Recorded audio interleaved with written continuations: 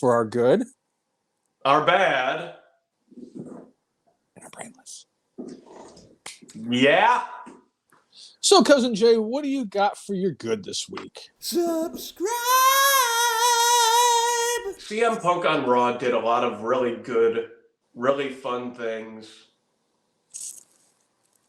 My favorite, though, was when he was backstage and he ran into Kofi Kingston.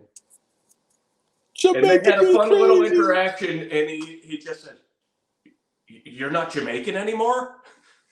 Yeah, I don't do that anymore. I was just like...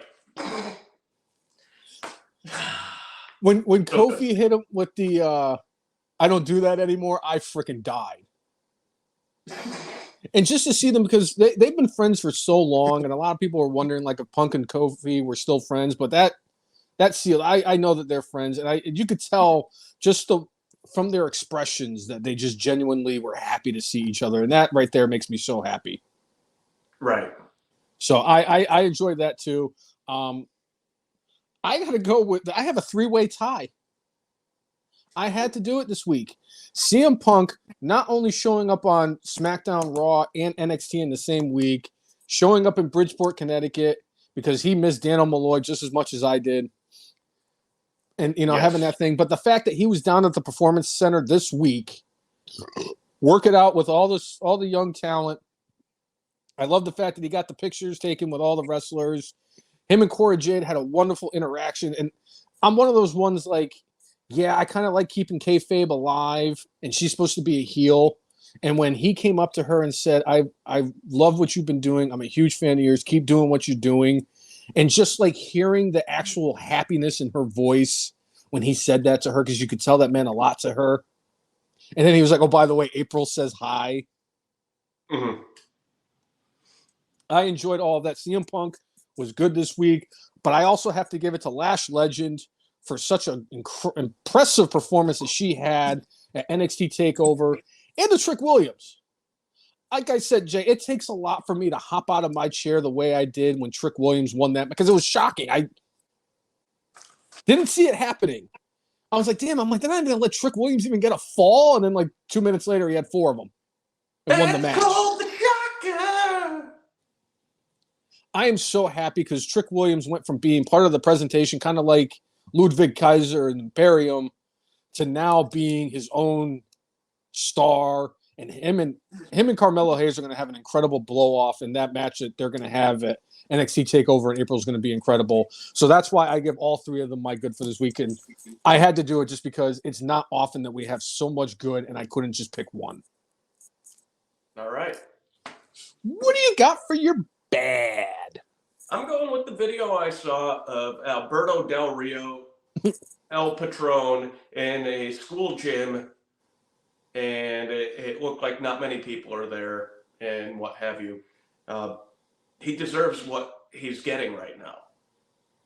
Like, as much as like charges in the various cases that were against him end up getting dropped. I'm sorry, when you have that many things coming up over and over and over and over again, and you're not a political person where they're trying to like take you out as far like politically, like, no, something happened.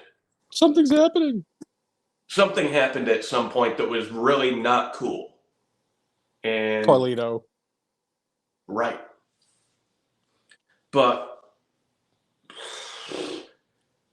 I mean, with the attendance at that show, it's like, what did he get paid in, like hot dogs and popcorn? Does he even have a fee anymore? Because like the stuff he's done's just been so bad, and like I guess you got to try to earn a living. But you know, when you've done a whole bunch of stuff, and he's another one similar to Sonny that more or less takes no responsibility for anything. Oh, no, yep, just a misunderstanding. And by the way, that person was bad to me. And if you just knew what they did to me, and it's like, really, dude, when you were with Soraya, you weigh like 125, 150 pounds more than she does. What can she do to you? I mean, unless she took like a knife out to stab you. Like, what can she do to you? Or like what I want to do to Nick and Mac Jackson with a gun. So, you know, almost a little bit of bad on the promotion for even bringing the dude in, and he's getting what he reaps. I like it. That's a fantastic bad. I can't argue with that one. You hit the nail right on the head. And it's only fitting how the mighty have fallen from going from wrestling in front of 70,000 people to 7. Right. So my bad this week goes to Ridge Holland. This week on NXT, they had an angle where he attacked Ilya Dragunov, and he dropped Dragunov on his head.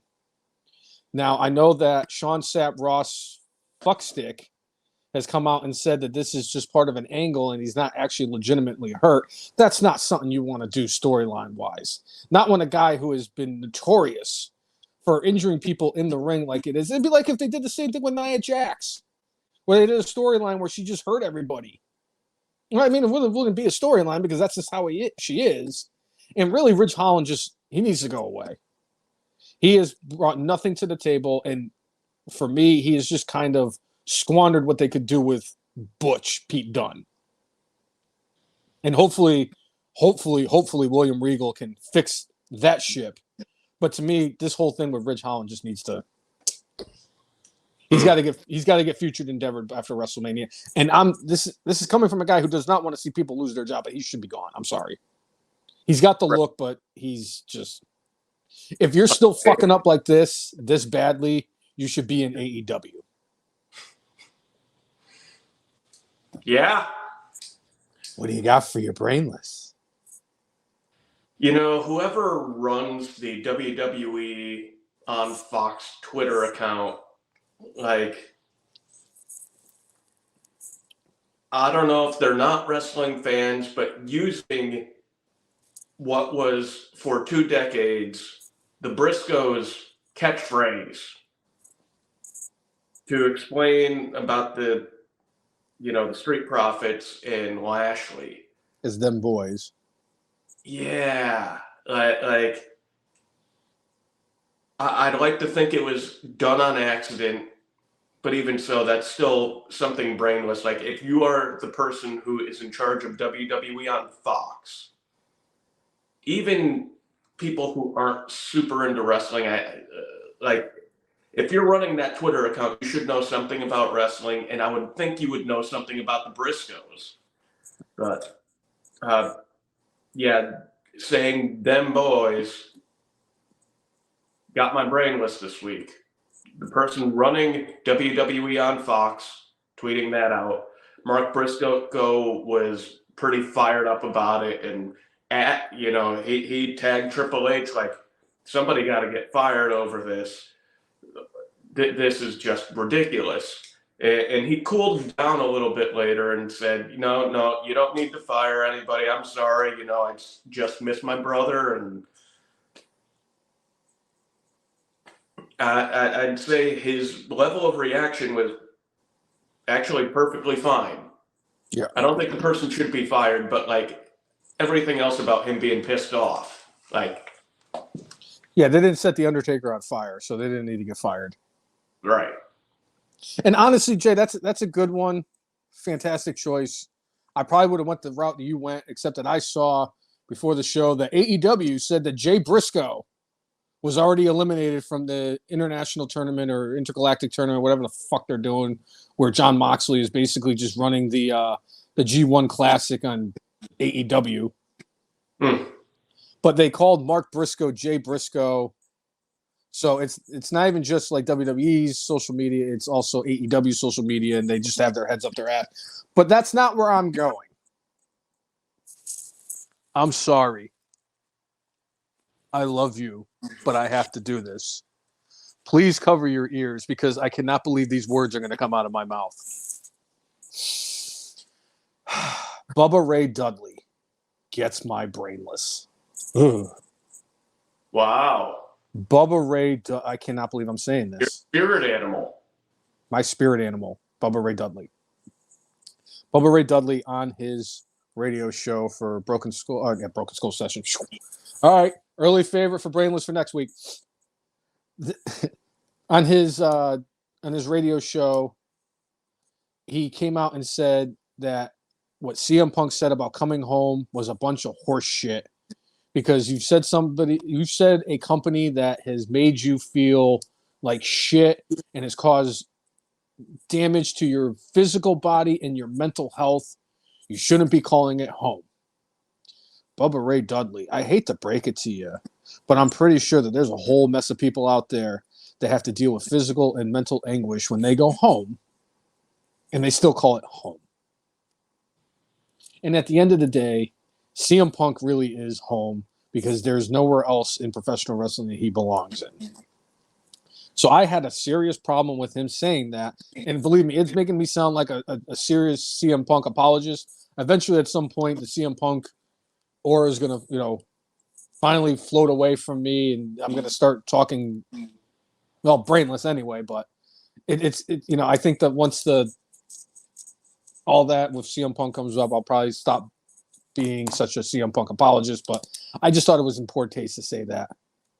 So, and I'm sure that you probably were out in TNA world talking all sorts of shit about WWE, and you went home. I'm sorry. I can't. It will never happen again. You will not get my Brainless ever again.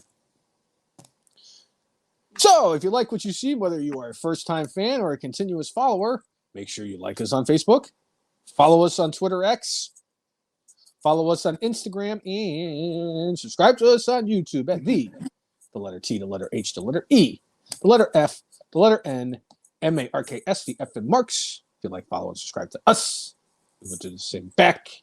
That has always been our mantra. And make sure you set up notifications so that when we are live, you will be notified that we are live.